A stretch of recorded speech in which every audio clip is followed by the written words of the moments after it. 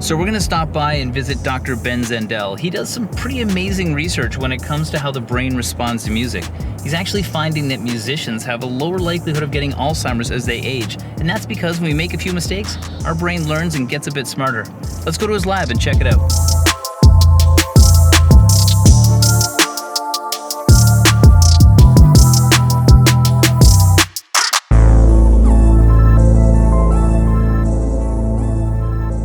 Dr. Zendel, welcome to the show.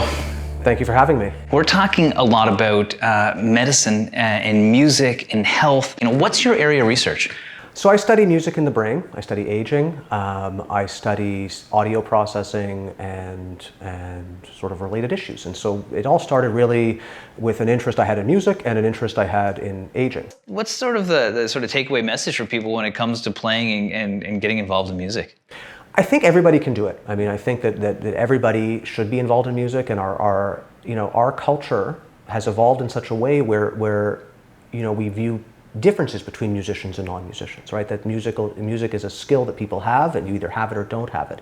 And I don't necessarily agree with that. I think that music is for everybody, that everybody can be a musician. Not everybody's going to be a prodigy, not everybody's going to be Mozart, Beethoven, whoever, but everybody can engage music in a way that's meaningful for them. And it's a cultural activity, right? Singing songs together. Everybody can tap their leg along with the song, or clap, or play the spoons, or sing along, or something, or dance. And these things are good. That engaging in music is good for you. It certainly has benefits to the brain, to learning songs, learning how to play, things like that. It's also a social activity. Well, that was Dr. Ben Zendel, and he was explaining the science behind music, our brain, and ultimately our health. Now we're going to go down to a music establishment of Newfoundland and Labrador to meet with a leader in our arts community who's also an advocate for mental health. You guessed it, we're going to George Street. We're here on George Street, one of the homes of music in Newfoundland and Labrador. We're going to the Black Sheep on George to meet up with Juno Award winner, singer-songwriter Amelia Curran. She's also a mental health advocate. She's going to talk about her work in advocacy, but also why music is good for our health. Let's check it out.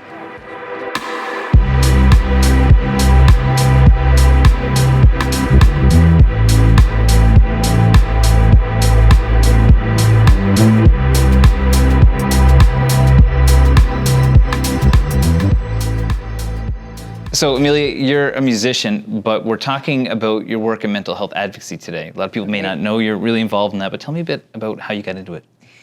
I often credit Jenny Wright, a well-known feminist, former director of the Status of Women Council.